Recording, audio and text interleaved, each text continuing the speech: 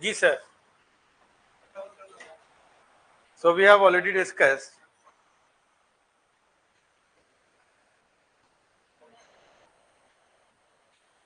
क्या डिस्कशन हुआ था हमारा?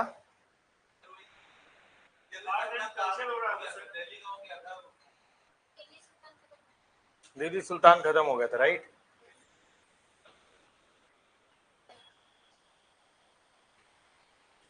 ठीक है, fine.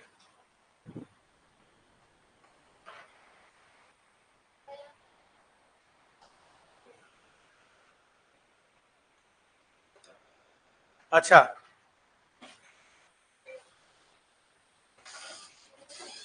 Ma'am you were absent today yesterday.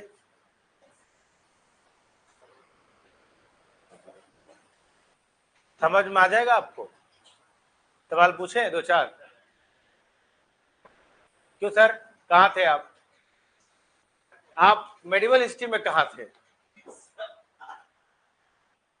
मध्यकालीन भारत में आप कहाँ थे? शुरू भी हुआ था कि नहीं?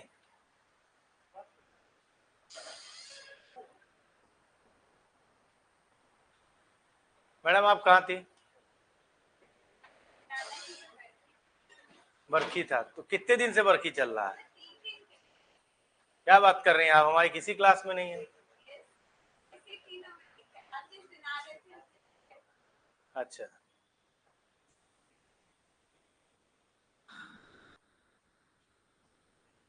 बाकी और लोग चलो ठीक है, आते रहेंगे बीच बीच में. चलिए सर शुरू करते हैं अपन क्लास, ठीक है? आइए. तो अपन कल वो खत्म कर दिए थे क्या? दिल्ली सुल्तानों का आर्ट एंड कल्चर था. नहीं सर, दो तीन चीज बचा हुआ है. एक किताब बचा हुआ है और एक एडमिनिस्ट्रेशन बचा हुआ है, दीवाने विजारत और ये आर्किटेक्चर. दिल्ली सुल्तानों में सर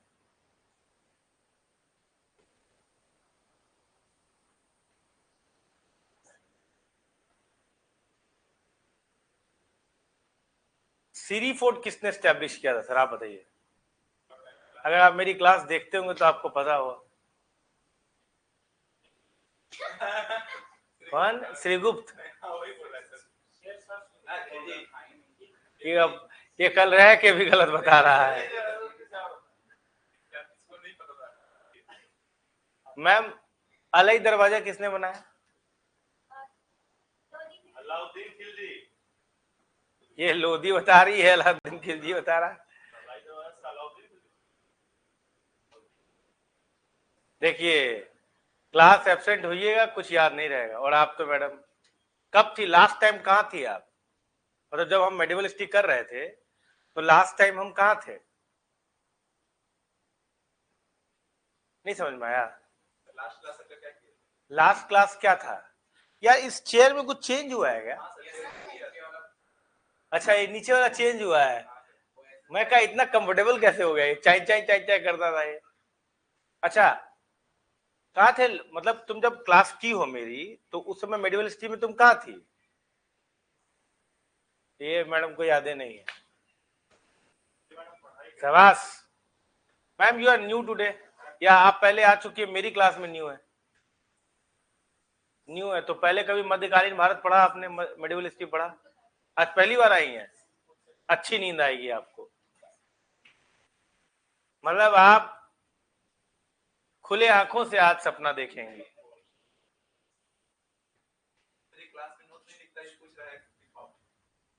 शाबाश. खुली आंखों से सपना देखना जानती है मैडम क्या होता है? आज आपको ये एहसास होगा. मी बीइंग अ टीचर मैं खुद आपको बोल रहा हूं, आप भी थोड़ा थोड़ा देखेंगे. चलिए सर शुरू करते हैं. सर आप थोड़ा नोट डाउन करिए, है ना? कुछ बुक्स हैं जो इस समय लिखा गया है, उन बुक्स के नाम जिन जिन को कहा जाए वही वही ये करना है, ठीक है? वी हैव अ ग्रेट, मतलब बहुत बड़ा लिस्ट है, तो जरा आप जो है वो देखना शुरू कर दीजिए, ठीक? ओके. कुछ आपकी किताब में लिया हुआ है, कुछ मैं दे रहा हूँ, दोनों मिला जुला के अच्छा खासा किताब हो जाएगा, ठीक है? आइए आइए. Ma'am you were absent yesterday, है ना? देखा नहीं, डे बिफोर यस्टरडे।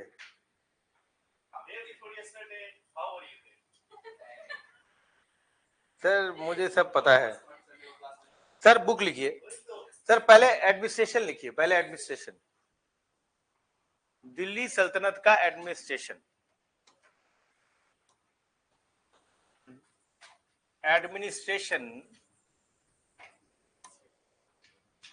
मिनिस्ट्रेशन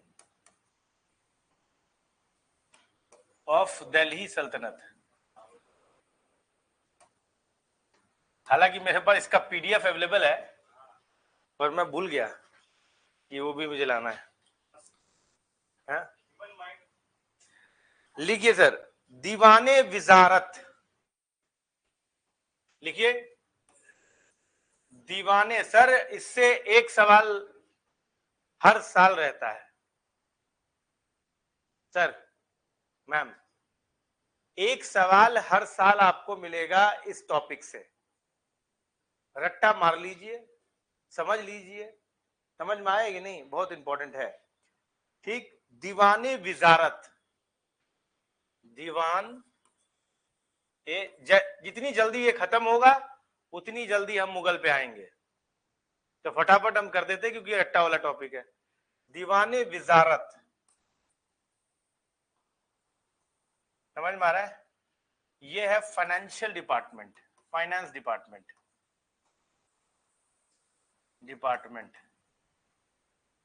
इसके जो हेड हैं वो कौन है? वो है वजीर। शतरंज की खेल खेला है आपने? उसमें वजीर होता है। वजीर किसको कहते हैं? किंग। वजीर किसको कहते हैं? मंत्री को बोलते थे या रानी को बोला जाता है? मंत्री कौन होता है यार चेस के गेम में? जो किंग के बगल में होता है वो क्या होता है? उसे मंत्री कहते हैं ना। रानी कौन है चेस के गेम में?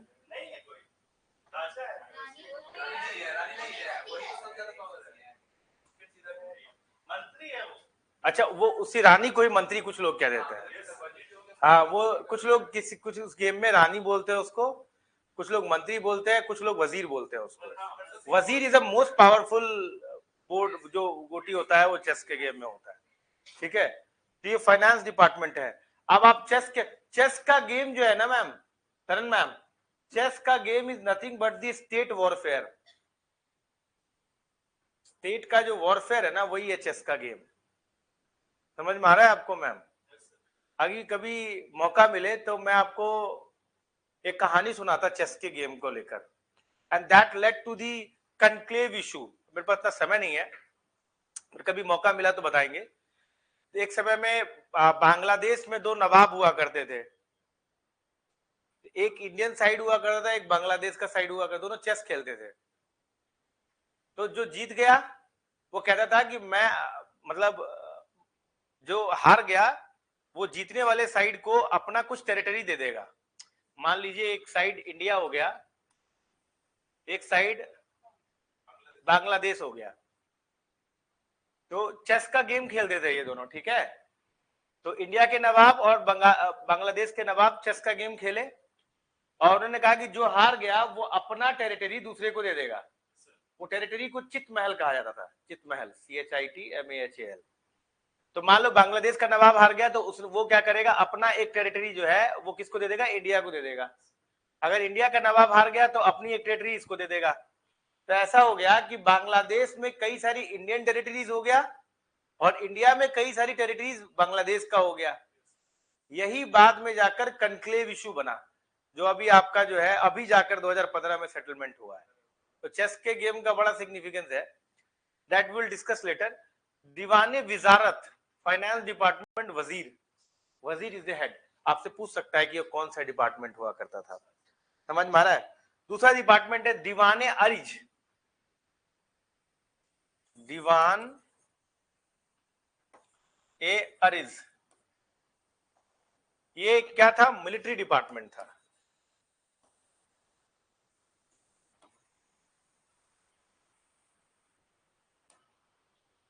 समझ में आ रहा है? मिलिट्री डिपार्टमेंट था। हु स्टार्टेड दीवाने अर्ज? हु स्टार्टेड दीवाने अर्ज? आइए सर, इनका मतलब कुछ कुछ समझ रहे हैं ये, हमको लगा कल सो के गए हैं ये।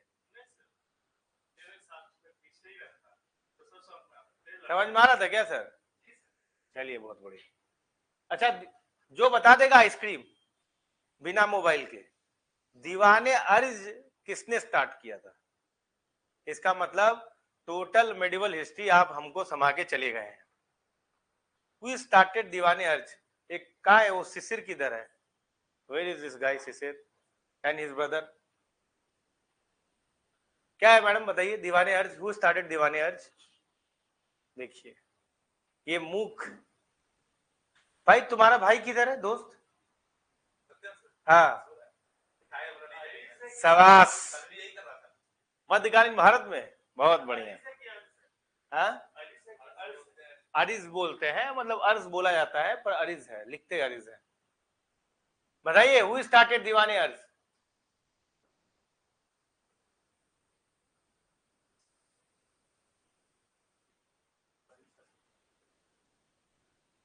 बलबन, अलाउद्दीन खिलजी बता रहे हो तुम लोग यार।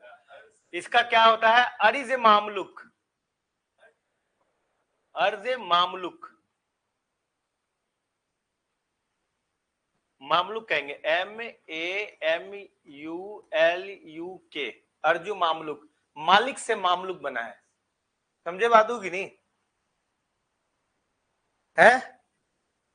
दूसरा डिपार्टमेंट है दीवाने इंशा, दीवाने इंशा, दीवाने इंशा, दीवान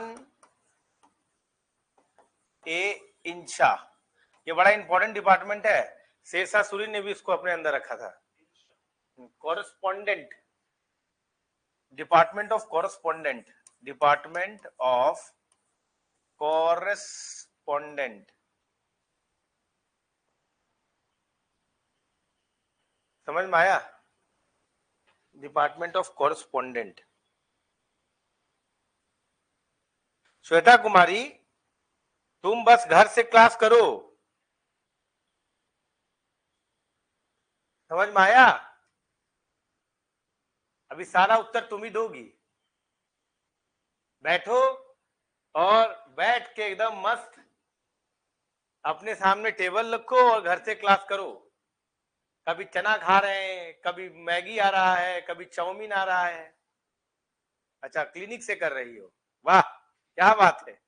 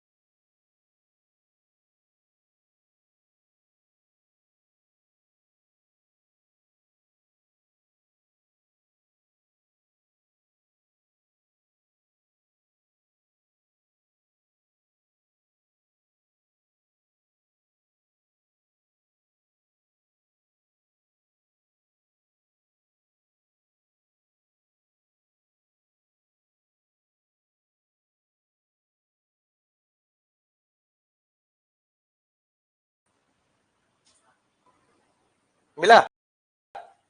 चलो वेरी गुड। अब अगला डिपार्टमेंट लिखो।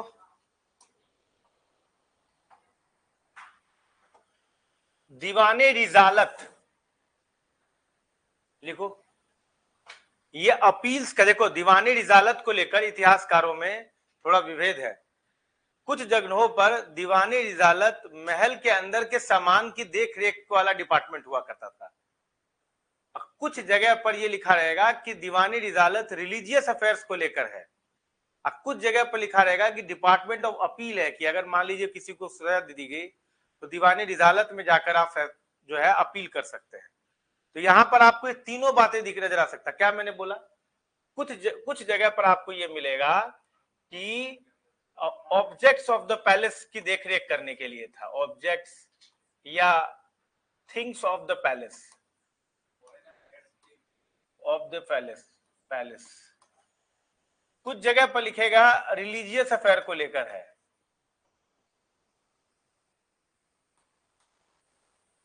कुछ जगह पर आपको लिखा रहेगा कि अपील्स के लिए। कुछ जगह पे सही बोला, ये फॉरेन अफेयर्स को लेकर भी है। समझ में आ रहा है कि नहीं? लेकिन ज्यादातर किताबों में दीवानी रिजालत का मतलब डिपार्टमेंट ऑफ अपील था। क्या था? डिपार्टमेंट ऑफ अपील था दीवानी रिजालत। दबीर मुल्क करके थे, दबीर ई मुल्क, दबीर ई मुल्क, ये हेड हुआ करते थे। ठीक सर। दीवाने रिजालत हो गया, दीवाने अर्ज हो गया, दीवाने बंदागनी, दीवाने बंदागनी। बंदागनी, बंदा शब्द का क्या मतलब होता है? हाँ, दीवाने बंदागनी जो है ना, बंदा स्लेव्स हुआ करते थे, बंदा कहते थे उसको। अभी भी हम लोग कहते हैं बंदा बंदी, है ना, कहते हैं ना।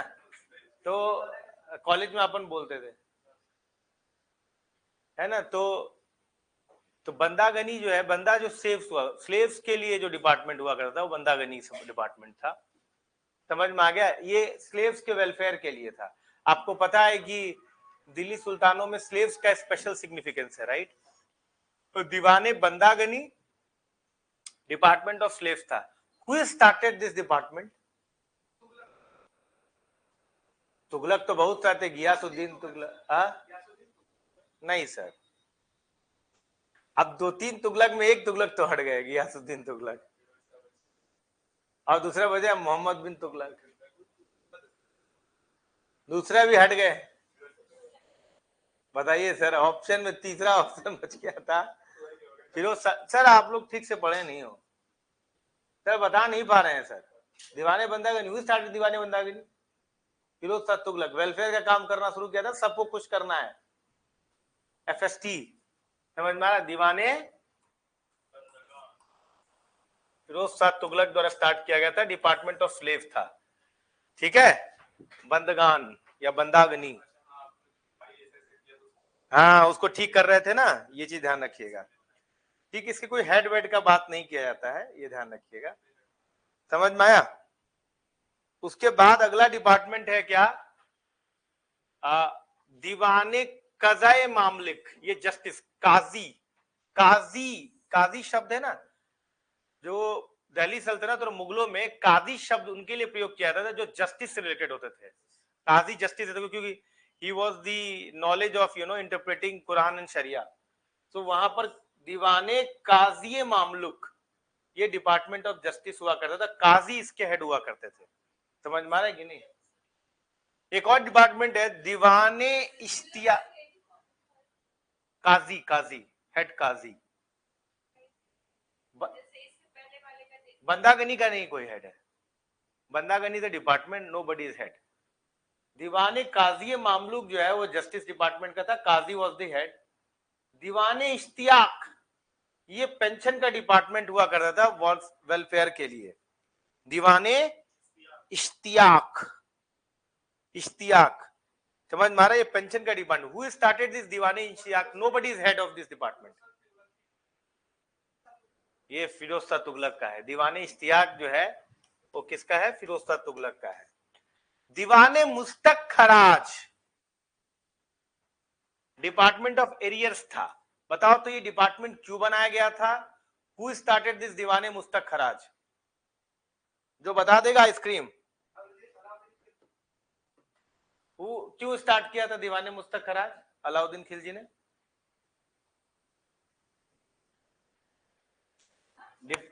राजा तो आइसक्रीम आधा खिला देंगे, चलो आधा आइसक्रीम, आधा हम खाएंगे आधा तुम खाना। दीवाने मुस्तक खराज भाई, अलाउद्दीन खिलजी स्टार्टेड दीवाने मुस्तक खराज। श्वेता को भी आधा, पूरा बता देगी तो पूरा बताओ भाई। देखिए सर, चेहरे देखिए इन सभी बच्चों के, भोले भाले से, नजरें नीचे झुकी हुई।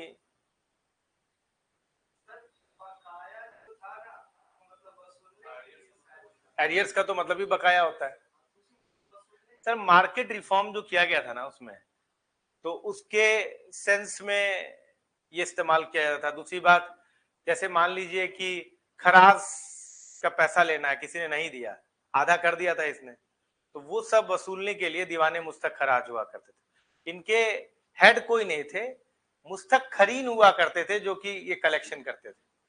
समझ में आ गया?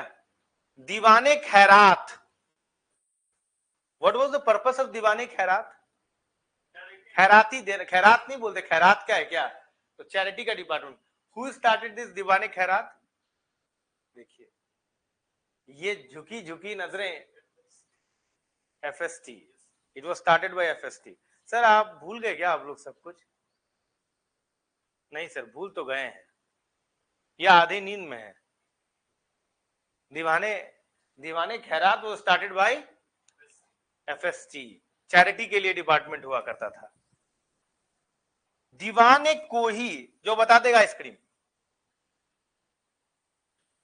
इसकी तो कहानी बताए थे यार। एफएसटी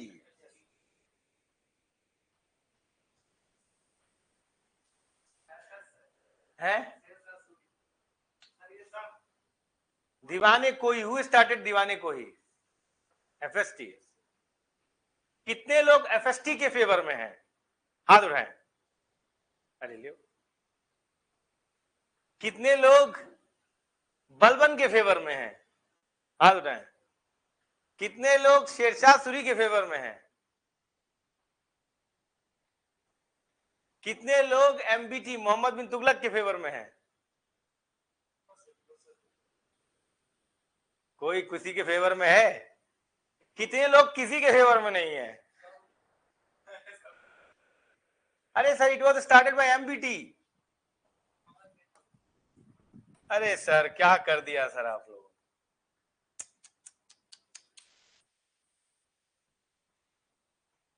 सर याद है कुछ कि एक साल की सैलरी दे दी गई, कॉफर पूरा खाली हो गया, तो फिर इन्होंने टैक्स लगाया गंगा यमुना दोआब पे, तो ये वापस नहीं कर पाए, तो इन्होंने तकावी लोन देना शुरू किया, एग्रीकल्चर लोन। उसके लिए एक डिपार्टमेंट बनाया गया दीवाने को ही। Sir I am very disappointed. ये देखिए मैडम एक्सप्लेन भी कर रही हैं। मैडम वो एफएसटी नहीं था, एमबीटी था। श्वेता कुमारी लड़की सही भी तो बोल रही है कि एफएसटी ने लोन माफ कर दिया था,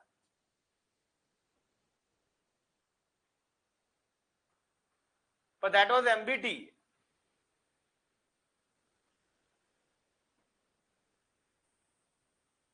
क्या किया जाए सर? मार दिया जाए या छोड़ दिया जाए? बोल तेरे साथ क्या सलूक किया जाए? सर बता दीजिए, वही सलूक होगा।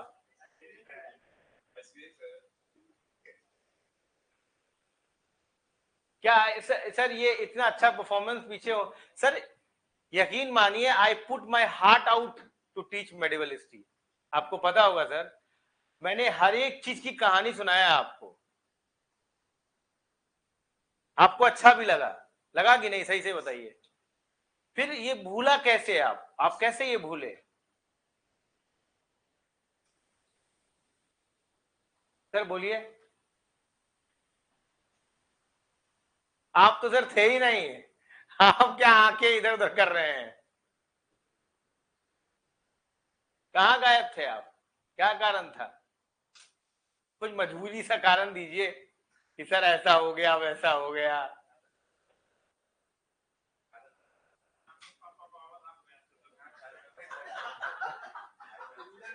बड़ा गंभीर मजबूरी था भाई,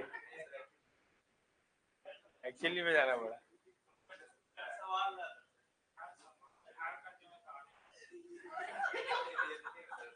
कहीं मैं रो ना दूं। बहुत जिम्मेदारी है लड़के के ऊपर करने में।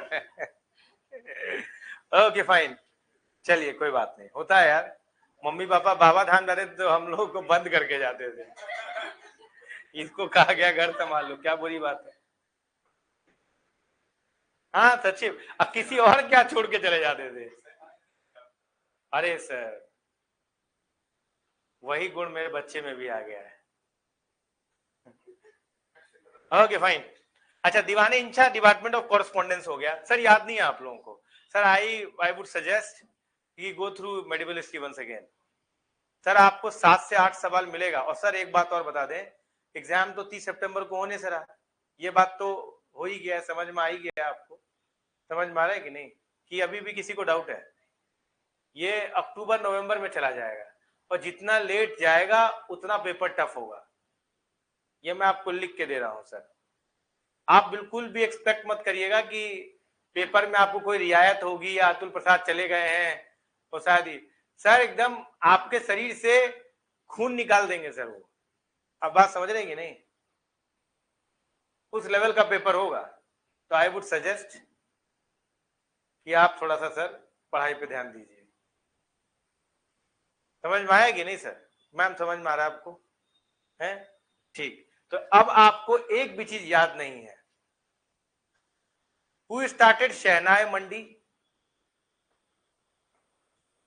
अलाउद्दीन खिलजी, है ना? सजदा पैबोस? नौरोज?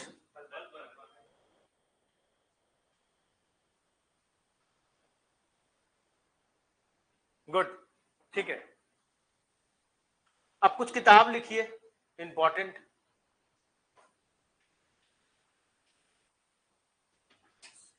सम बुक्स,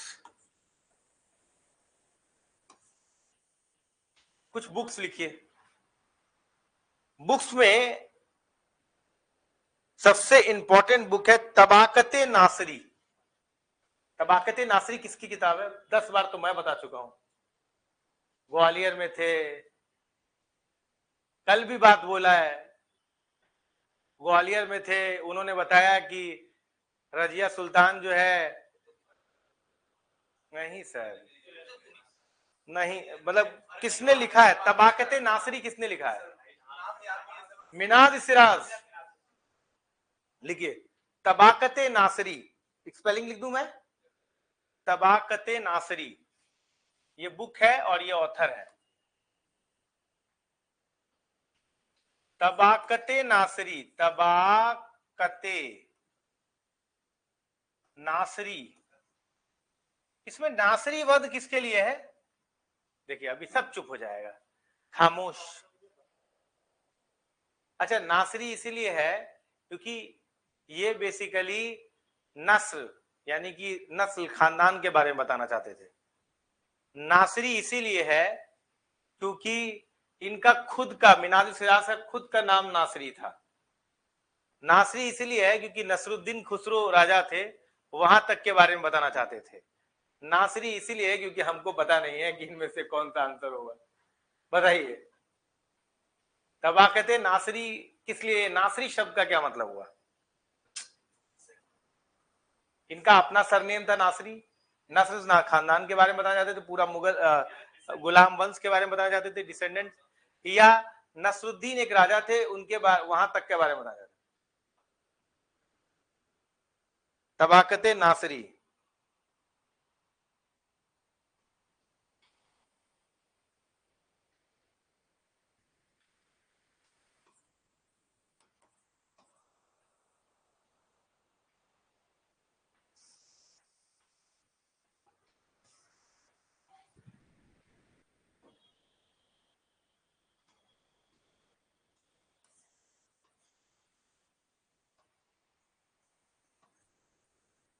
तबाकते नासरी।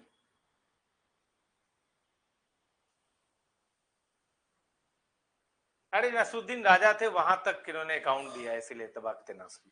Basically he has given the account of Iltutmish. Iltutmish के बारे में ज्यादातर बात बताया है ना, account of Iltutmish, account of Iltutmish, Iltutmish पहली किताब, समझ में आ गया। दूसरी किताब है तहकीके हिंद, तहकीक, तहकीक ए हिंद, बताइए तहकीके हिंद या किताबुल हिंद किसने लिखा है? अल-बरूनी। ये किसकी इनकी है? अल-बरूनी, अल-बरूनी की किताब है। चलिए और बताइए, लैला मजनू, ये तो पता होना चाहिए था, है? ये तो मालूम होगा सर आपको। सर नहीं, हम ऑप्शन नहीं देंगे। लैला मजनू,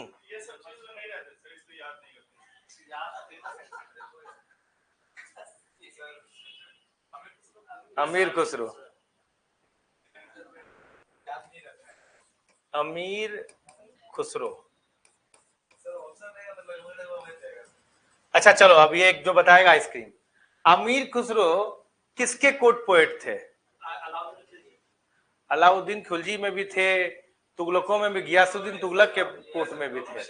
बहुत लंबा अरसा रहा है, बलबन से लेकर नहीं सर 7 वंशों में थे। तो सवाल पूछा जाता है कि, ठीक है। चलिए, नूह सिपिर, नूह सिपिर, जो बता देगा आइसक्रीम, नूह सिपिर, नूह सिपिर, बहुत इंपॉर्टेंट किताब। सिफिर या सिफिर, ये PH भी हो सकता है, अरबी वर्ड है तो फ ही होगा, प तो होगा नहीं। कहां से देखा जा रहा है? Nuh Sipihr was written by Amir Khusro. चलो एक और किताब बताओ, अब बिना गूगल के बताना, समझ में आ रहा है?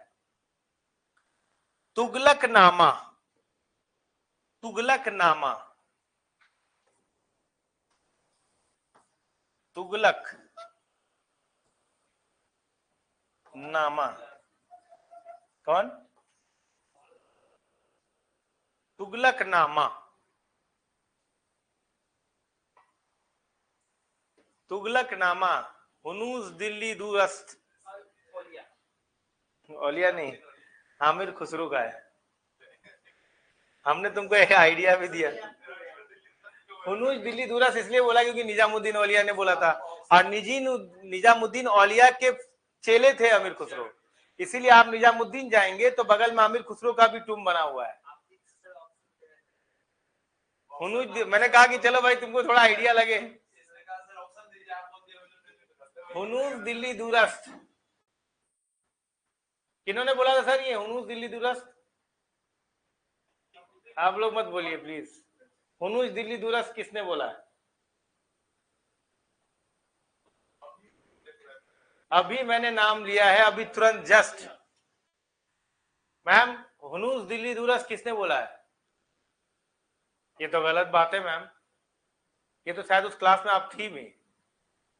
सुना था ना हुनूज दिल्ली दूरस्त, कहा था गला काट देंगे। कह रहा अरे हुनूज दिल्ली दूरस्त गियासुद्दीन तुगलक को बोला गया था, निजामुद्दीन औलिया ने कहा था, और शाप भी दिया था, जे यदा बसे गुज्जर और यदा बसे बसे बिज्जर। चलो ठीक है, तुगलकनामा, ये सबकी कहानी बता रखा है, सब बच्चों को याद नहीं हो रहा है, क्या करें? सच बताइए, किसी का ऐसा था जिसका मैं कहानी नहीं बताया हूं? जितना इंटरेस्टिंग किया जा सकता है इतिहास को, इसीलिए मैं कई बार कई फैक्चुअल चीजों पे जाता नहीं हूं। आप ऑब्जर्व करिएगा, कई फैक्चुअल चीजों को मैं अवॉइड कर देता हूं कि छोड़े यार ये बहुत ज्यादा हो जाएगा। मैं उसी फैक्चुअल इंफॉर्मेशन को आपके सामने रखता हूं जिस फैक्चुअल इंफॉर्मेशन को आप डाइजेस्ट कर सकते हैं स्टोरी के थ्रू, वरना मैं बहुत चीजों को अवॉइड कर देता हूं, बहुत चीजों को अवॉइड कर देता हूं। छोड़ यार ये छोड़ दो, ये छोड़ दो, ये ज्यादा हो जाएगा, तब याद नहीं होता। जबकि हर चीज की एक कहानी है, अगर आपको जरा सा भी याद हो सर, है कि नहीं? कोई भी बिना कहानी के बताता हूं, एक युद्ध तक तो मैं कहानी के बिना बताता नहीं हूं कि ऐसा हुआ वैसा हुआ, सीज कर लिया, हाथी चले गए पीछे।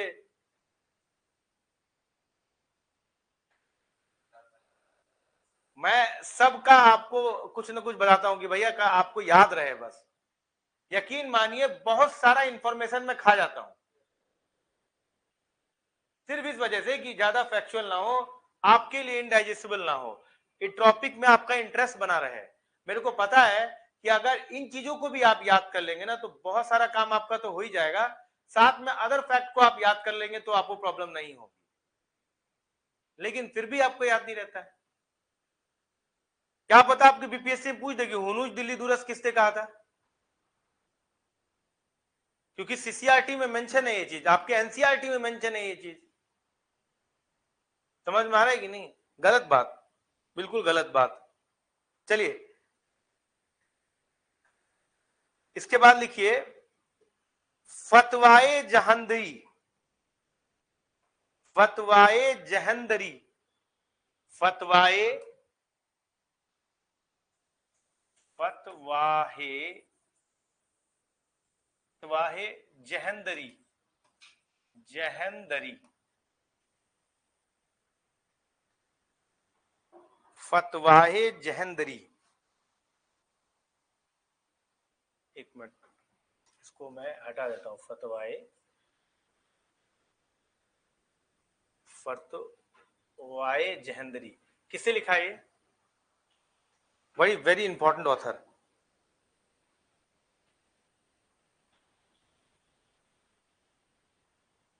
बताइए। फतवाए जहंदरी जियाउद्दीन बरानी, बहुत इंपॉर्टेंट है, जियाउद्दीन बरानी। एक और है फतवाए फिरोज शाही, फतवाए फिरोज शाही, फतवाए फिरोज शाही,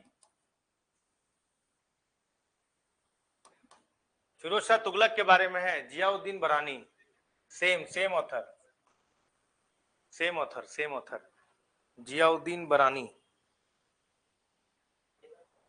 ठीक,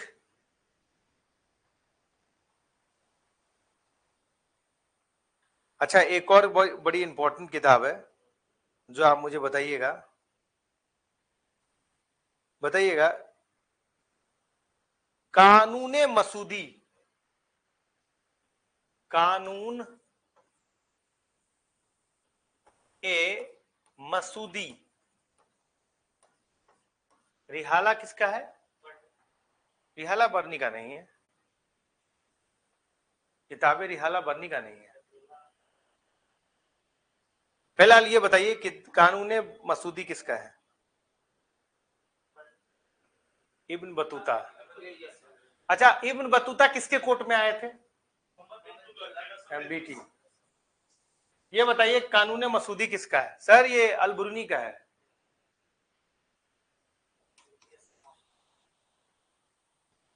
अलबरूनी का है, ठीक है, अलबरूनी का है। देखिए मैं बहुत चुना चुना किताब बता रहा हूं। एक किताब है चाचनामा, चाचनामा, चाचनामा, ये किनकी किताब है? चाचनामा,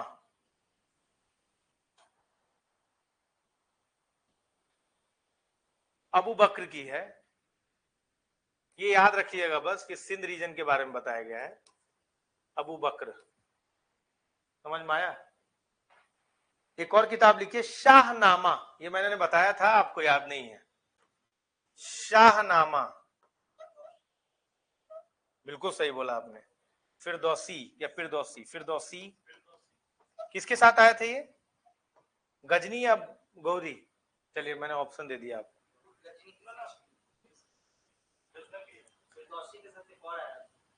अलबुरीनी, दोनों थे, गजनी के कोर्ट में थे। किताब उल रेहला, क्या फिर अभी बताए और तुम फिर गलती कर दिए। किताब उल रहला, इब्न बतूता, मोरक्कन थे ये, बतूता। इब्न बतूता जो थे मोहम्मद बिन तुगलक के टाइम में आए थे, ठीक है।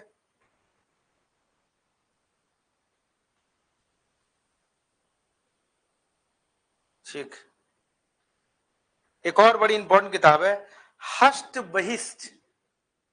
हष्ट बहिष्ट, हष्ट बहिष्ट,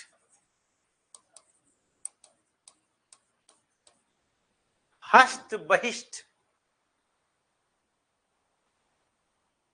आमिर खुसरो की है, ठीक है। चलिए शुरू करते हैं अब अपनी कहानी। इनकी किताब है, आमिर खुसरो की। चलिए अब हमारा काम हो गया आमिर खुसरो।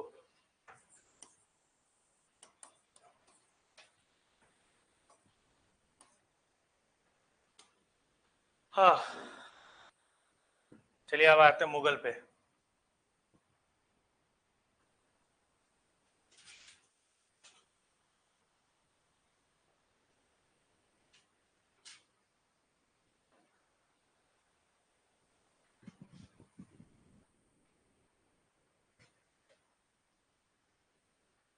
आप लोग पढ़ नहीं रहे ना? हुमायूं,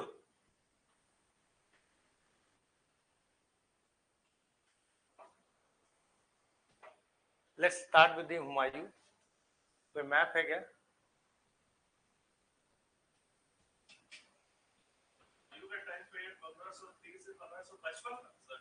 45 तक था, फिर 55 में आया था दोबारा। हाँ हाँ, वो मर गया, 1 साल के लिए आया था बाद में। 45 से लेके 55 तक का ना सूर्यवंश रहा है। 40 से 45 तक तो ये शायद गलत लिखा हुआ है, 1530 से लेके 40 तक है ये। नहीं, 40 में आ रहा है,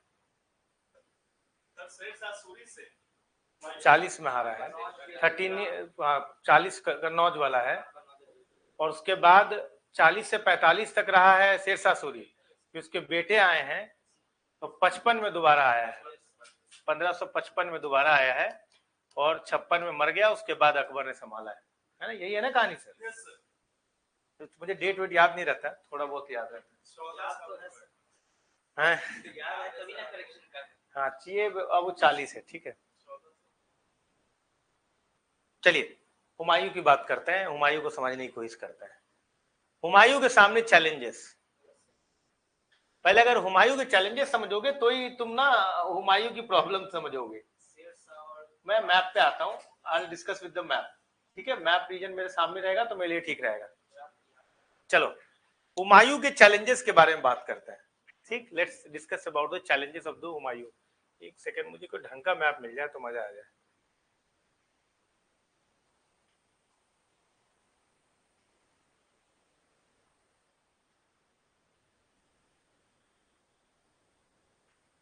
ठीक है, चलो ये भी काम आ जाएगा, ठीक है, मेरे लिए काम हो जाएगा।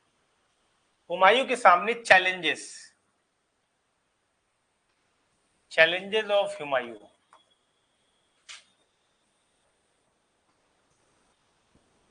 चुनौतियां, हुमायूं के सामने क्या चुनौतियां हैं? सबसे पहली चुनौती हुमायूं की है हुमायूं खुद।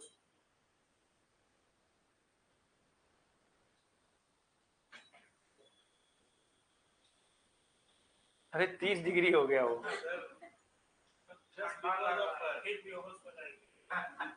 बेहोश हो चुकी है क्या? पीछे बैठना चाहिए, चलो ठीक, कोई बात, आगे बैठे पढ़ना चाहती है वो। हाँ दिखेगा भी नहीं। नहीं नहीं, बेहोश मत होना भाई, पानी आनी दो इसको। हुमायूं के सामने सबसे पहला चैलेंज अगर कुछ है तो वो है हुमायूं खुद, बिगेस्ट चैलेंज। क्यों? एक नंबर का नशेड़ी, लेजर। सर मैं लिख के दे सकता हूं, अगर कोई इतिहासकार काट दे तो बोल देना, चौसा का युद्ध इसी नशे के कारण हारा है वो। समझ में आ रहा है कि नहीं? चौसा का युद्ध जो है इसी नशे के कारण हारा है, और चौसा की युद्ध नहीं बता दिया था कि मुगल वंश अब यहां के बाद नहीं टिकेगा। तो हुमायूं का सबसे बड़ा जो प्रॉब्लम है हुमायूं खुद। मैं एक नहीं बताता हूं, कई रीजन बताता हूं। पर्सनालिटी ऑफ हुमायूं,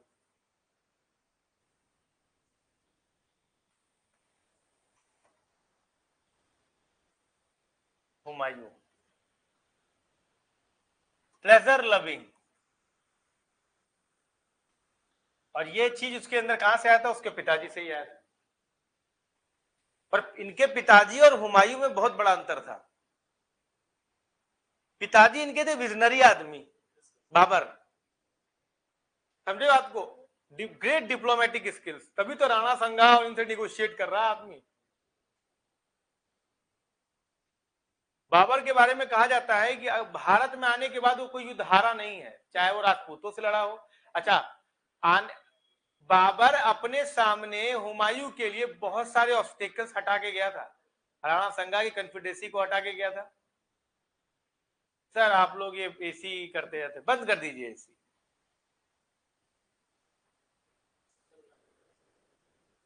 क्लास देखिए, ध्यान सुनिए, फिर अभी क्लास में जब सवाल पूछेंगे तो दिक्कत हो जाएगी।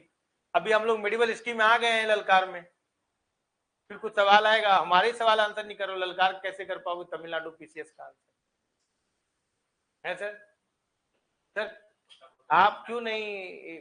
नहीं सर, फैक्ट, सवाल इतिहास में तो फैक्ट ही पूछा जाएगा ना आपके प्रीलिम्स में। कहाँ क्यों नहीं किए? तो सर क्यों नहीं किया आप? 10 मिनट का रिवीजन होता तो करके आना चाहिए। क्या रहता है सर? नहीं नहीं नहीं सर, लेकिन पढ़ाई आपकी प्रायोरिटी होनी चाहिए ना सर।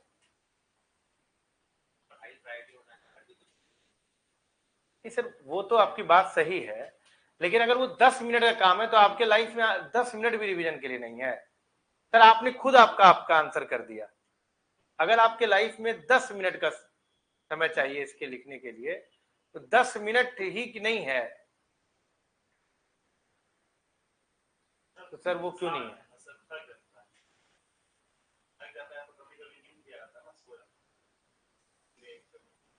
सर ये बात आपके लिए बोलना बड़ा आसान है।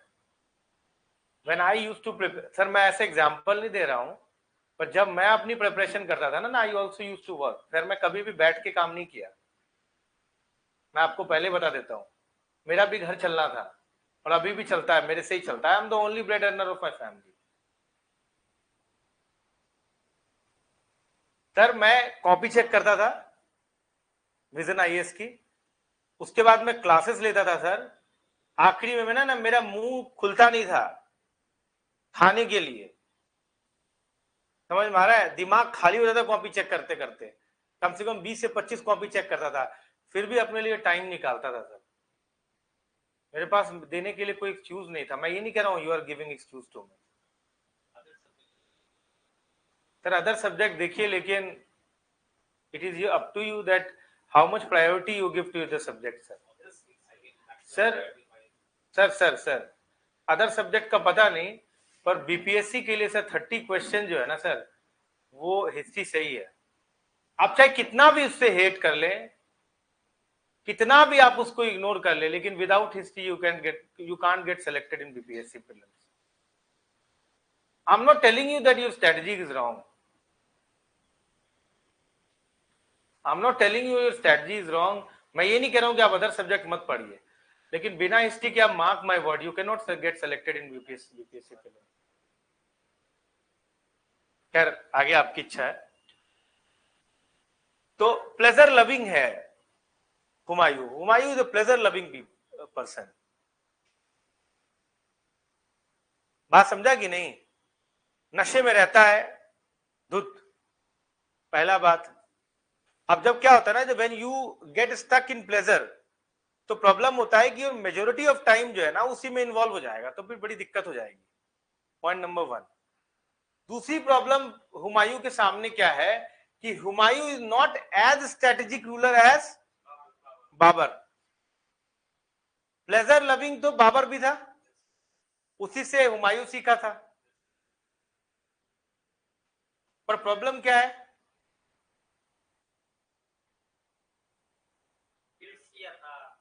प्रॉब्लम क्या है? प्रॉब्लम यह है कि वो उतना विजनरी नहीं है जितना बाबर है।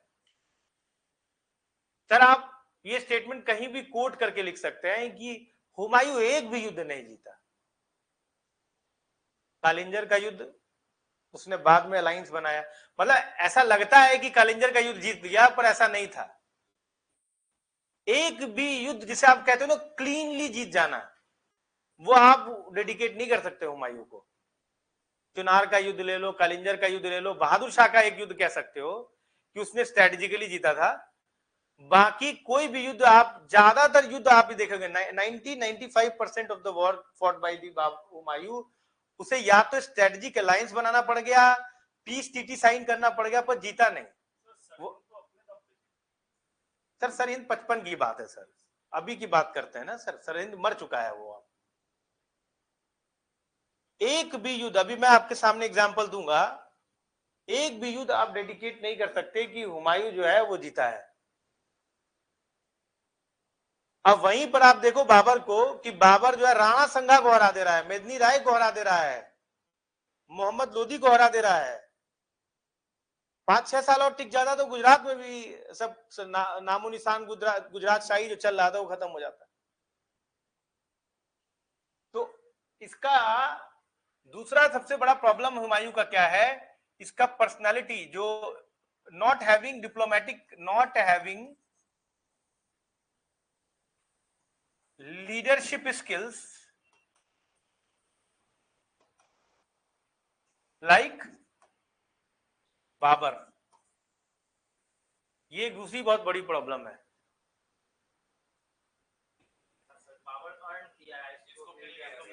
मिला है, लेकिन लेकिन ये खनवा के युद्ध में भी था भाई, ऐसे थोड़ी ना होता है। बाप अकबर के सामने भी वो चीज आया था, अकबर को भी ट्रेन किया गया था। तो ऐसा नहीं है कि इसको ट्रेन नहीं किया गया, इसीलिए 4 भाइयों में इसको बना के गया था वो। समझ में आ रहा है कि नहीं? समझ में आ रहा है कि नहीं? तो बाबर के साथ तो ये जीत खेलता रहा है, लेकिन जो है वो बात नहीं है, बाबर वाली बात नहीं है। एक पर्सनैलिटी वाली बात भी तो होती है, कोई चीज कौन कैसा है। तो ये चीज आपको दिखाई देगा, not having leadership skills like Babur. ठीक है, पर्सनालिटी इश्यूज में हुमायूं के एक चीज है।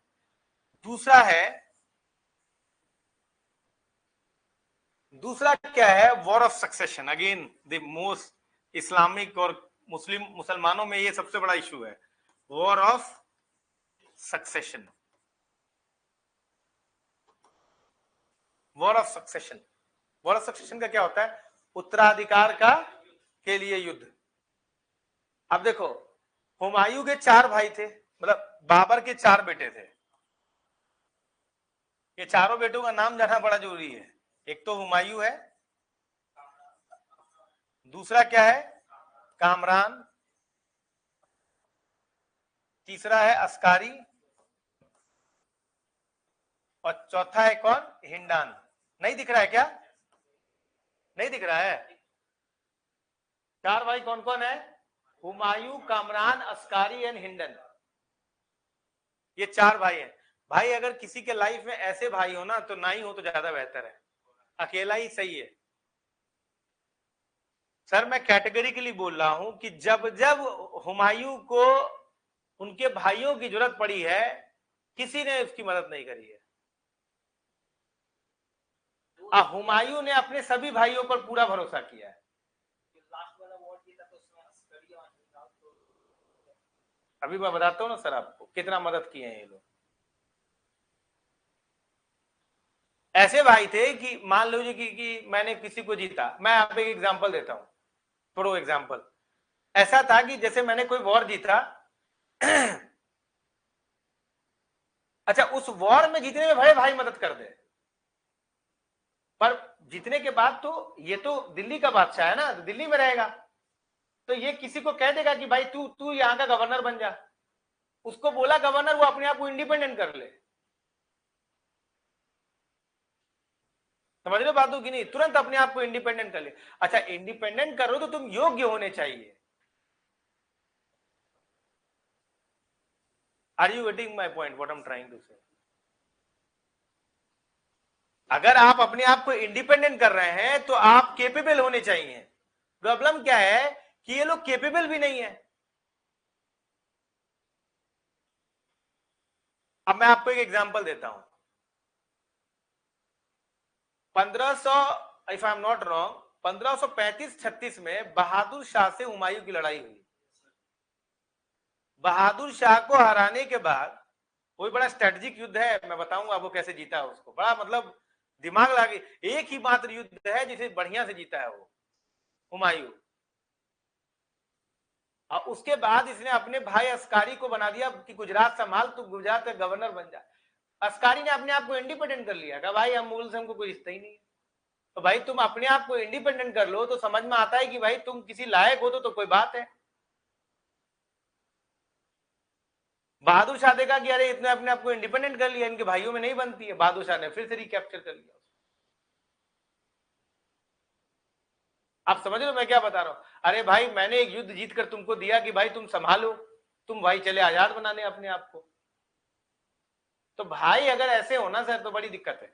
अच्छा, शुरुआत में चारों में एक सक्सेशन का युद्ध भी हुआ है, लड़ाइयां हुई हैं, लेकिन फाइनली जो है ऐसा बोला था कि बाबर ने कह दिया था कि भाई हुमायूं ही राजा बनेगा, तो हुमायूं को राजा बनाने की बात। यही प्रॉब्लम नहीं है, नोबेलिटी भी हुमायूं को एक्सेप्ट नहीं कर रही है।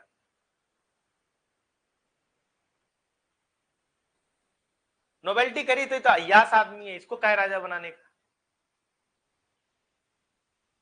नहीं समझा?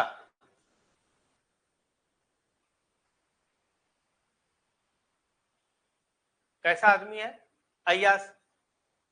इसका प्राइम मिनिस्टर है कुछ मोहम्मद शाह करके कुछ नाम है उसका, Mohammed, if I am not getting wrong, कुछ मोहम्मद करके कुछ नाम है उसका प्राइम मिनिस्टर का।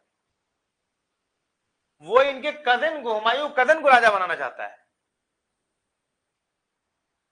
तो नोबेलिटी अलग लगी हुई है कि हमारे मतलब का राजा बनना चाहिए। हाँ। मिला है, अभी बताएंगे, उसके बारे में भी आएंगे। समझ में आ रहा है कि नहीं? कोई इसके सन इन लॉ को राजा बनाना चाह रहा है। तो हुमायूं के सामने दूसरा सबसे बड़ा प्रॉब्लम है सक्सेशन का, कि भाई तुम राजा बने हो, तुमको एक्सेप्ट कौन कर रहा है।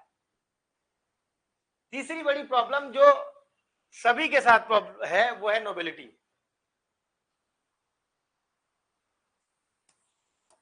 तीसरी बड़ी प्रॉब्लम क्या है? नोबेलिटी की। नोबेलिटी की प्रॉब्लम क्या है? मुगलों के सामने नोबेलिटी की प्रॉब्लम और कॉम्प्लेक्स है। भाई दिल्ली सुल्तानों में कौन कौन नोबेल था? अरबी थे, फारसी थे, तुर्की थे, नए मुसलमान थे, जो हिंदू, जो इंडिया के कन्वर्टेड थे।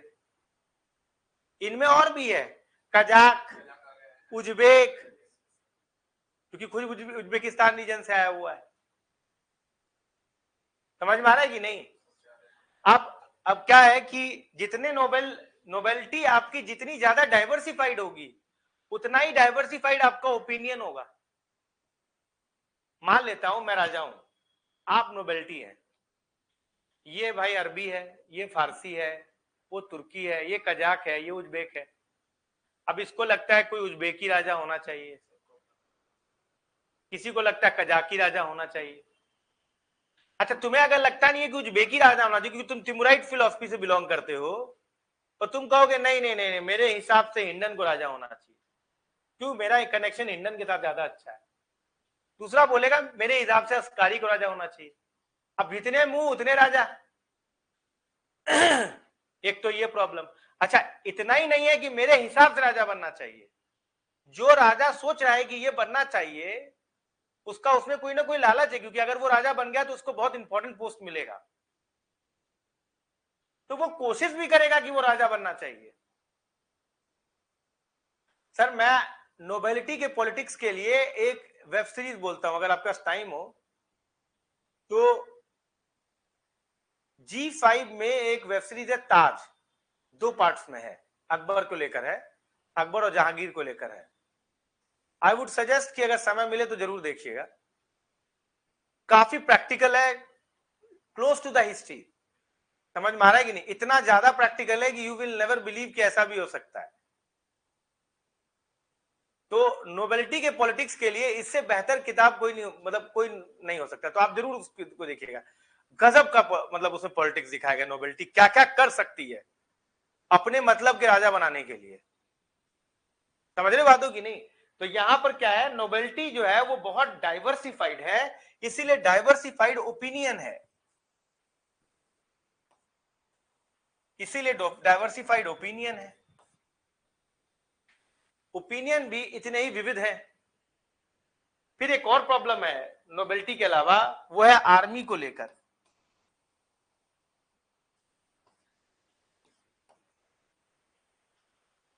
जितनी ही नोबेलिटी है उतनी डाइवर्सिफाइड आर्मी भी है,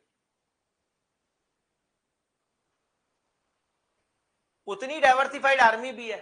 आर्मी भी तुर्की है, अफगानी है, बहुत तरह के आर्मी है।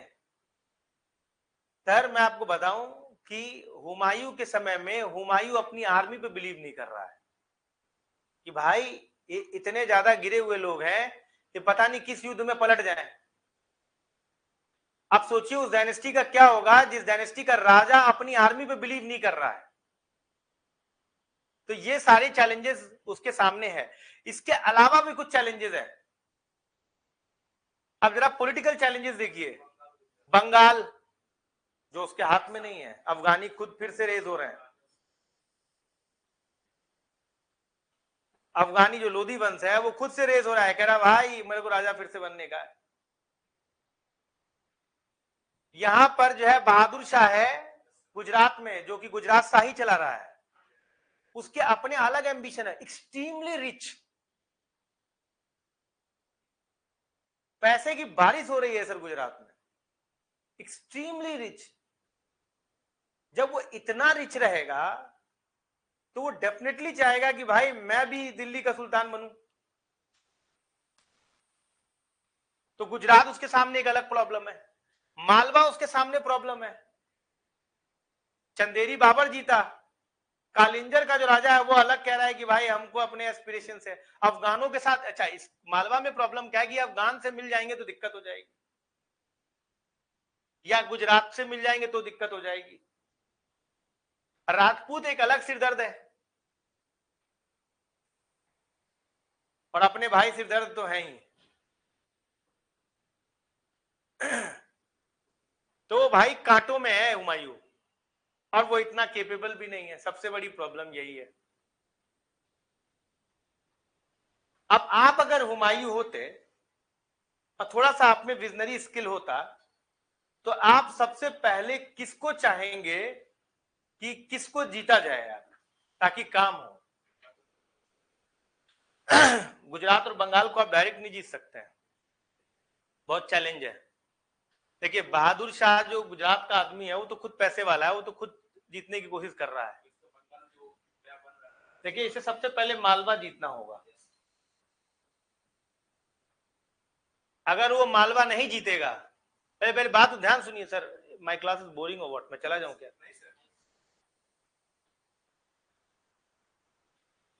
क्लास इंटरेस्टिंग नहीं है क्या? सबसे पहले उसे मालवा जीतना होगा। क्यों? अगर ये दोनों मिले ना पहले, तो मालवा के थ्रू साउथ इंडिया भी जाया जा सकता है, मालवा के थ्रू बंगाल से गुजरात का ट्रेड देखा जा सकता है। तो सबसे पहले उसे मालवा जीतना होगा, एकदम अलाउद्दीन खिलजी की तरह। समझ में आ रहा है कि नहीं? बिना मालवा जीते, मालवा का स्पेशल सिग्निफिकेंस है सर। चंदेरी तो जीत चुका है, मेदिनी राय वाला। चंदेरी के बगल में एक टाउन है कालिंजर करके। कालिंजर का फोर्ट माना जाता है कि दक्षिण भारत के जाने का रास्ता है, आपको अगर दक्षिण भारत पहुंचना है तो कालिंजर का फोर्ट आपको जीतना होगा। समझे बातों की नहीं? हुमायूं ने कहा कि कालिंजर के फोर्ट को जीतेंगे, 1531 की बात कर रहा हूं मैं। कालिंजर के फोर्ट को तो अपन को जीतने ही जीतना है, अभी कैसे भी जीते। तो उस समय के राजा क्या किया करते थे कि अपने आप को क्या करते थे, 6 महीने का खाना रख के अपने आप को सीज कर, अपने आप किलो को बंद कर देते थे। समझे बातों की नहीं? और एक और बात, बाबर ने जिस तरीके से गन पाउडर और कारतूस का इस्तेमाल किया था, तो ये जो जितने राजा थे ना, इसका इन्होंने जुगाड़ सेट कर रखा था कि भाई ऐसा भी कुछ अगर होगा तो भी बच जाएंगे। तो अब वो बारूद वाली सुपीरियोरिटी भी नहीं थी हुमायूं के पास। तो कालिंजर के फोर्ट में राजा ने क्या किया, अपने आप को बंद कर लिया, जाओ जो करना कर लो, आना होना लेके 6 महीने का। और ये भाई साहब बैठे हुए हैं कि अब निकलेगा, अब इसका खाना खत्म होगा, अब निकलेगा, अब मैं इस पे अटैक करूंगा। 6 महीने का अटैक हो गया, 6 महीने का वेट हुआ सर, 6 मंथ्स। उसके वेट करने के बाद उसको जीता नहीं गया। बाबर जैसे चंदेरी में जीता था ना तोड़ के, इसे जीता नहीं गया। बाद में कहा गया ठीक है भाई, हम भी थक चुके हैं, तुम भी थक चुके, अब एक काम करते, पीस ट्रीटी साइन कर लेते हैं। तुम कालिंजर का फोर्ट नहीं जीत पा रहे हो भाई, मालवा का,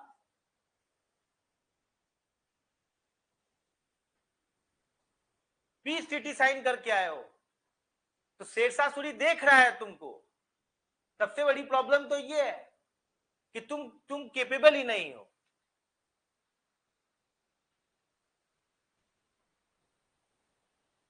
शेरशाह सूरी तुमको देख रहा है कि तुम कालिंजर फोर्ट नहीं जीत पा रहे हो। समझ रहे बातों की नहीं?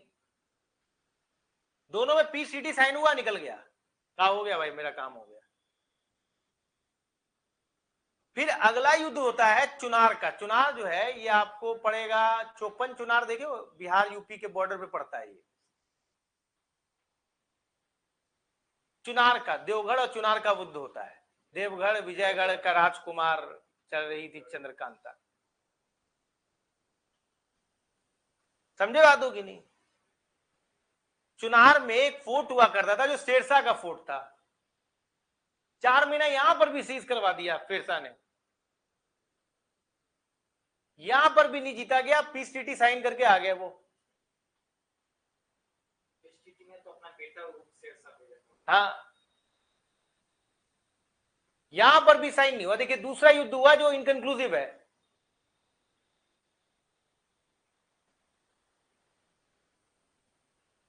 नहीं समझे बात? Are you getting my point? दूसरा युद्ध है जो उसका जिसका कोई निष्कर्ष नहीं निकला है, ये 32 का युद्ध है चुनार का, है ना?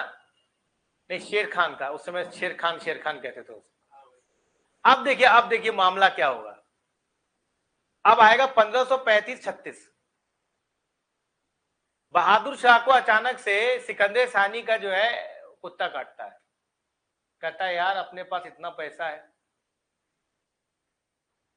अपन को लगता है अपन ही भगवान है। बहादुर शाह कहाँ का? गुजरात शाह का वो है, राजा है। हमको सिकंदर सानी बनना चाहिए।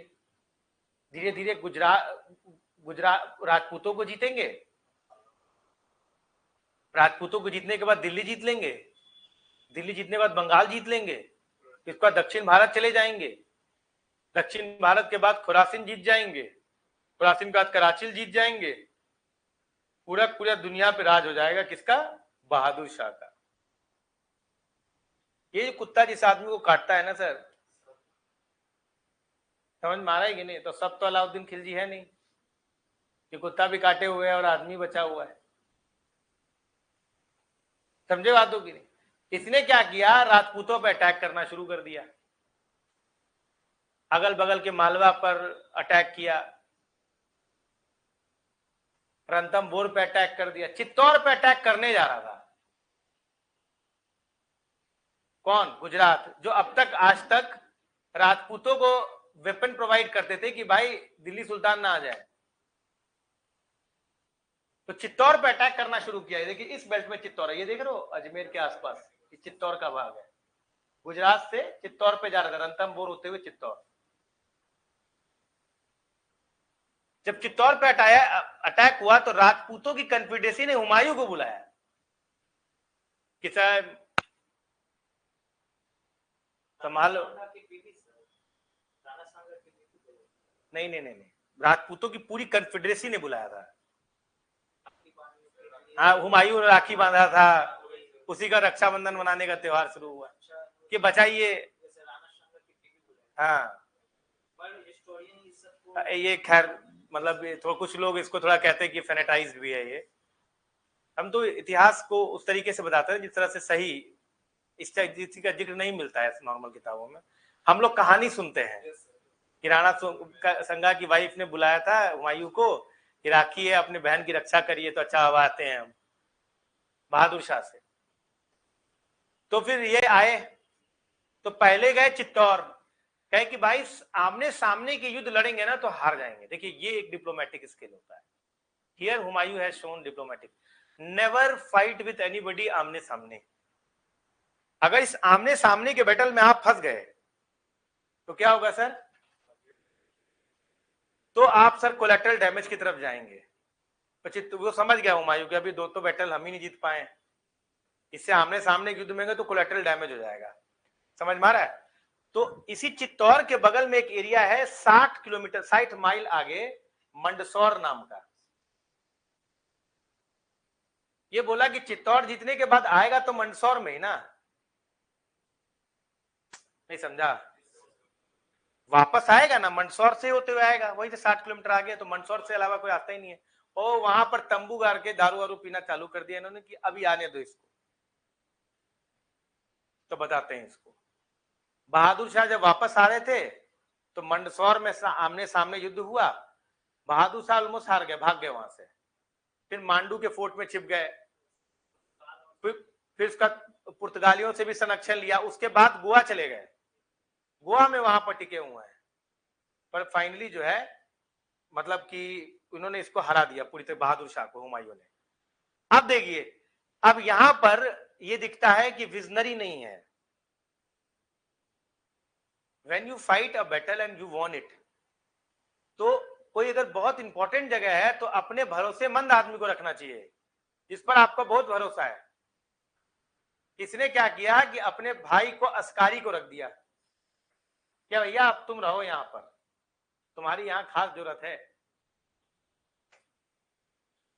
समझ रहे बात होगी नहीं? अस्कारी कहा हाँ भैया जाओ, कोई टेंशन ना लो, मैं संभाल लूंगा गुजरात। ऐसा संभाला, अपने आप को इंडिपेंडेंट कर लिया। जैसे ही इंडिपेंडेंट कर लिया तो समझ गया बहादुर शाह की भाई भाइयों में बनती तो है नहीं।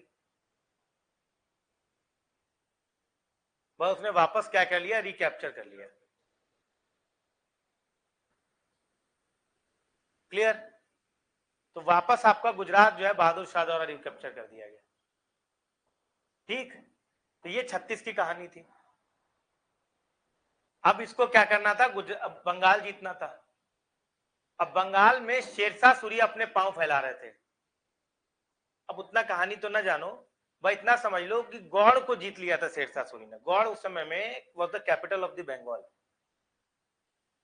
तो expansion of Sher Shah Suri's power जो है, that was raise the alarm to Humayun कि भैया ये बहुत ज्यादा फैल रहा है। और अफगान से तो हमेशा टेंशन रहा है मुगलों का।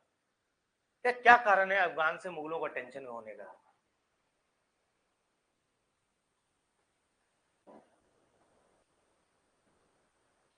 देखिए, मुगलिया आइडियोलॉजी और अफगानी आइडियोलॉजी में एक अंतर है। इस बात को समझिएगा तो आप समझिएगा कि टेंशन का क्या कारण है।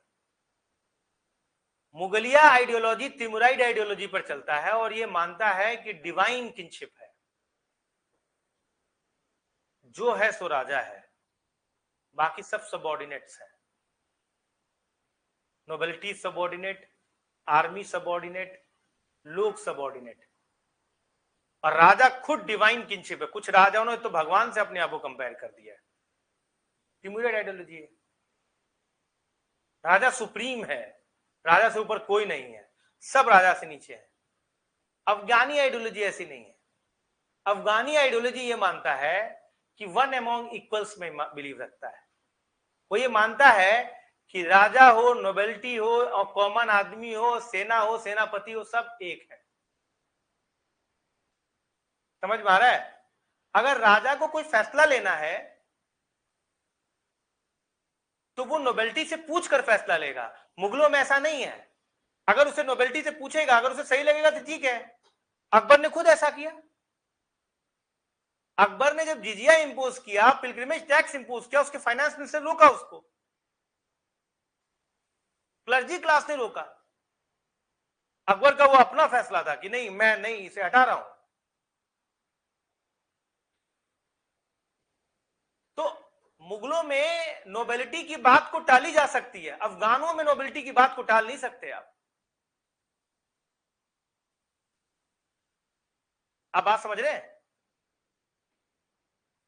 अफगान में नोबेलिटी बहुत स्ट्रांग है। मुगलों में नोबेलिटी को आर्मी रखने का अधिकार नहीं है। अफगानों में नोबेलिटी को आर्मी अधिकार रखने का अधिकार है। जगीर दिए जा रहे हैं अफगानों में। और राजा बहुत बहुत ज्यादा डिपेंडेंट है नोबेलिटी पर, आर्मी को लेकर। अफगानों में कोई इलेक्शन नहीं हो रहा है, सॉरी, ये मुगलों में कोई इलेक्शन नहीं हो रहा है। मुगलों में उसका बेटा चाहे गंजा होगा, चाहे लंगड़ा होगा, चाहे कैसा भी हो, वो राजा बन सकता है। उसका बेटा होना चाहिए, रॉयल ब्लड का कॉन्सेप्ट है। अफगानों में ऐसा नहीं है। नोबेलिटी इलेक्ट करेगी। बहुत अलग सिस्टम है अफगानियों के साथ, जो कि मैच नहीं करता तिमुराइड आइडियोलॉजी से। तो ऐसे सिस्टम को सभी लोग एक्सेप्ट नहीं करेंगे।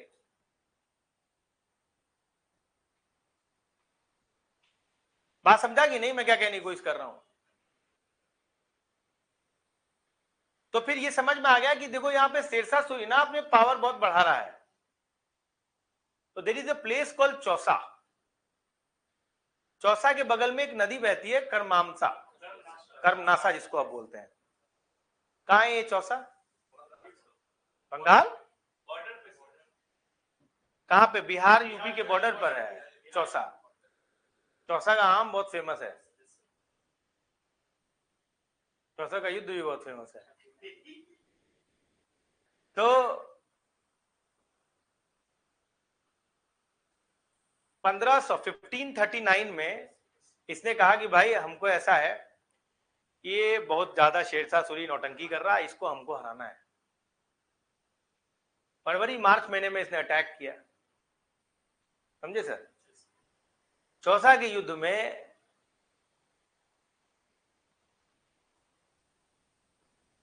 शेरशाह सूरी ने अटैक ही नहीं किया। कहा तुम आओ, वो भी तंबू वंबू गाड़ के बैठा हुआ चौसा में, कि आओ बेटा मारेंगे तुमको बहुत पटक पटक के। शेरशाह सूरी को समझ में आ गया डायरेक्ट कन्फ्रंटेशन नहीं करने का, कोलैटरल डैमेज होगा, परसों नुकसान होगा। जो काम बिना लड़े हो सकता है उसके लड़ने की क्या जरूरत। कहा कि भाई हुमायूं की कमजोरी क्या है? अय्यासी।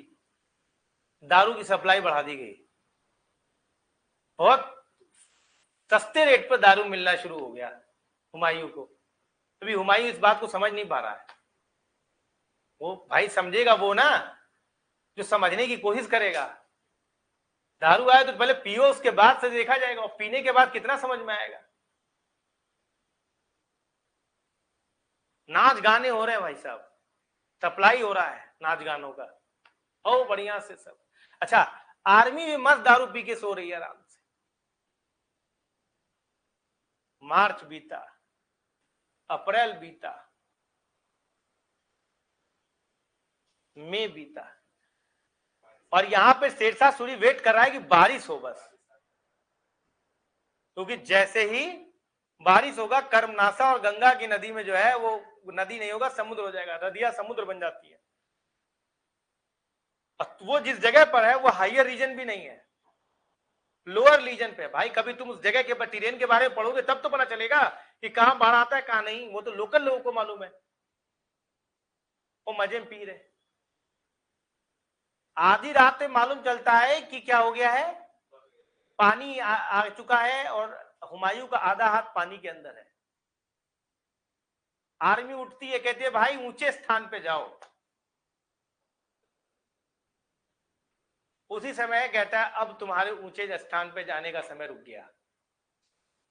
उसे जितना भी हायर पोजीशन था उस सबको ऑक्यूपाई कर लिया था कितने, शेरशाह सूरी ने। बड़ी लंबी प्लानिंग थी।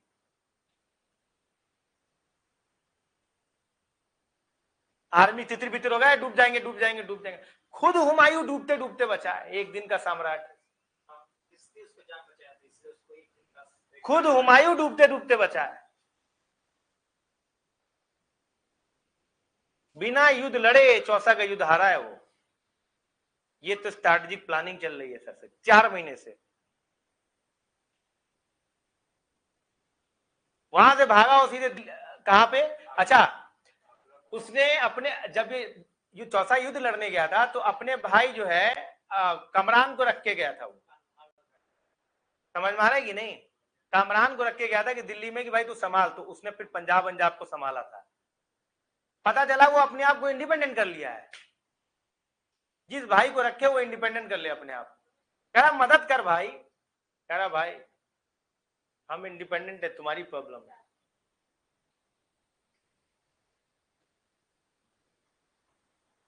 समझ रहे बात होगी नहीं, हम इंडिपेंडेंट है, तुम्हारी प्रॉब्लम है। भाग के गया आगरा, कन्नौज आगरा के क्षेत्र जो है वो भाग के गया, भाई मेरी मदद कर कमरान। कमरान कह रहा भाई मेरे को शेरशाह सूरी से पंगे नहीं लेना, तुम अपना देखो। वहां से भाग के गया गुजरात का अस्कारी भाई निकल चुका है, वहां से भाग के गया सिंध, अस्कारी सिंध में है, वो कह रहा भाई हमें इससे लेना देना नहीं है। अच्छा इनके भाई इतने बड़े इडियट है कि समझ में ये नहीं आ रहा है कि उसी की टेरिटरी को सेव करने के लिए हुमायूं लड़ने गया है, उसका पीछा करने के लिए जो जाता है कन्नौज में, जब आमने अब क्या करता है, तो अब जो आगरा में जब जाता है हुमायूं तो वहां पर अब बैटल ऑफ कन्नौज होगा, बिलग्राम जिसको आप कहते हैं 40 में। तो ये क्या करता है कि इसके पास तो मिलिट्री है नहीं, आर्मी है नहीं, आर्मी तो बह चुकी है। ये अपने गांव वाले को कहता है कि भाई तू भाला ले, 2.5 लाख की आर्मी क्रिएट करता है गांव वालों को इकट्ठा, कोई ट्रेन नहीं है, भाला छोड़ो, एक भाला चला रहा है किसी दूसरे सैनिक को लग जा रहा है। ऐसे सैनिक के लिए शेरशाह सूरी क्या है भाई, 2 मिनट में कचर देगा शेरशाह सूरी, भागना पड़ गया वहां से। अब कमरान ने मदद नहीं किया। अच्छा शेरशाह सूरी जब आगरा गया तो उसने कामरान को ही भगा दिया, कंधार जाना पड़ गया उसको। बहादुर शाह ने तो उसको भगा ही दिया था अस्कारी को, तो खुद सिंध में गया, सिंध में उसे शादी किया है। हाँ उसने हमीदा बानो बेगम से शादी किया। उसके बाद शेरशाह सूरी ने सिंध तक भी अटैक कर दिया तो भागकर पर्शिया जाना पड़ा। इसके बाद की कहानी विल डिस्कस टुमारो, शायद कल नहीं होगा परसों होगा, तो हम लोग इसके बाद ही कहानी जानेंगे एंड देन विल अंडरस्टैंड कि why Persian language become very important. अब तक तो चंतई तुर्क चल रहा है, इस घटना के बाद जब वो पर्शिया जाता है उसके बाद उसके लाइफ में बहुत सब्सटेंशियल चेंज नजर आता है। Now he become powerful. जब पर्शिया जाएगा, पर्शिया में ट्रेनिंग होगी, उसे सैनिक मिलेंगे, पर्शिया सुल्तान उसकी मदद करेगा ऑन 3 कंडीशंस, तब जाकर उसकी गेम में चेंज आएगा। सर मैं ये जो कहानी सुनाता हूं ना, दिस कहानी is very important, it will help you a lot in your exam. आपको वॉर लड़ने की मतलब वो याद करने की जरूरत नहीं कि बिलग्राम 1540 में हुआ है आपको खुद ही मालूम चल जाएगा, बाद में आपको पता चलेगा। Thank you. देखो कल करते हैं ना, बाबर का नहीं था एक्चुअली में, जौनपुर उसका एक किंगडम था, जौनपुर का एक जगीरदार था। मैंने बोला ना अफगानों में जगीरदारी सिस्टम था, तो जौनपुर जो था वो बाबर के अंदर ही था, पूरा मुगलिया सल्तनत के अंदर ही था, तो उसी के सुल्तान में था। ये अपने आप को इंडिपेंडेंट कर लिया इसने,